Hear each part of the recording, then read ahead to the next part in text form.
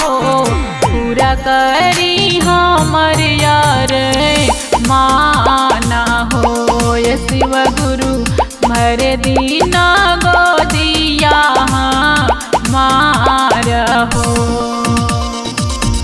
ऐनी दुवरिया गुरुजी लेके असरवा हो पूरा करी हमर यार माना हो। ये शिव गुरु भर दीना गोदिया मार हो। ये शिव गुरु सुन ली ना हमारो पुकार हो।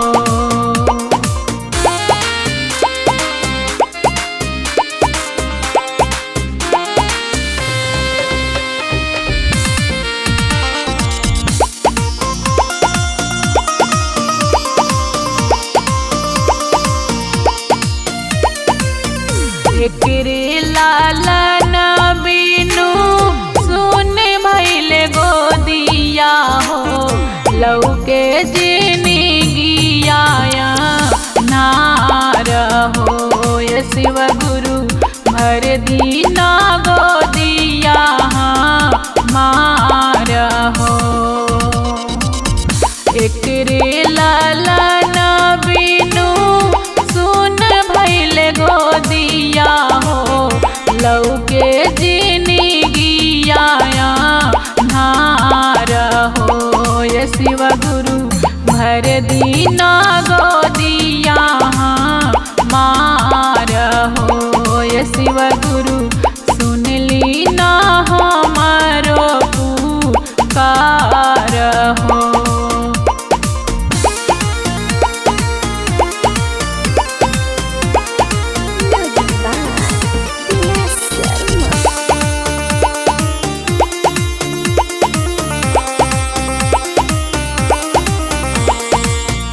सासु नदिया धैली बाजिनी के नामवा हो स्वामी दिहले घर से निकाली हो। ये गुरुजी भर दीना गोदिया मार हो। सासु नदिया धैली बाजिनी के नामवा हो स्वामी दिहले घर से निकाली हो। ये शिव गुरु भर दीना गोदिया मार हो। ये शिव गुरु सुन ली ना हमारो पुकार हो।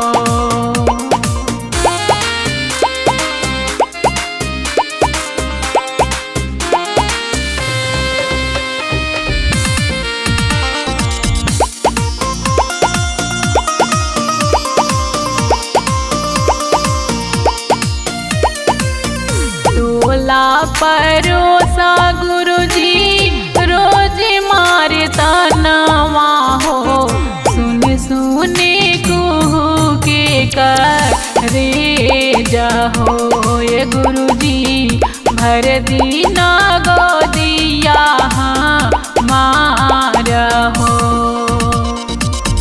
टोला परोसा गुरुजी रोज मारे तनवा सुने कुहू के करे जहो। ये शिव गुरु भर दीना गोदिया मार हो। ये शिव गुरु सुन ली ना हमारो पुकार हो।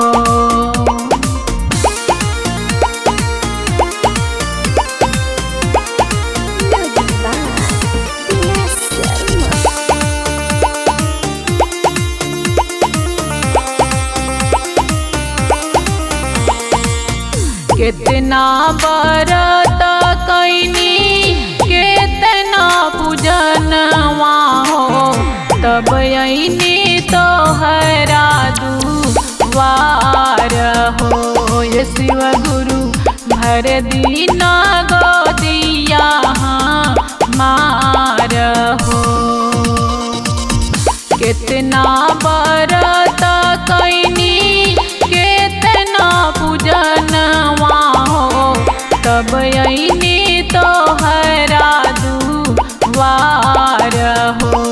ये शिव गुरु भर दीना गोदिया मार हो ये शिव गुरु सुन लीना हमारो पुकार हो।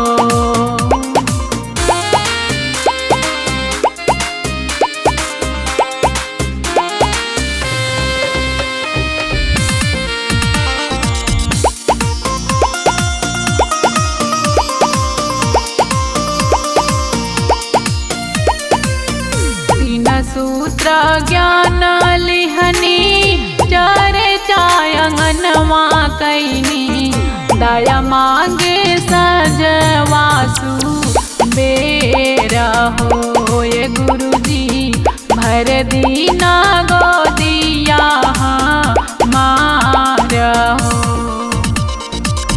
तीन सूत्र ज्ञान लिहनी चर्चा अंगनवा कैनी दया मांगे सजवासु बेर हो ये गुरुजी भर दीना गोदिया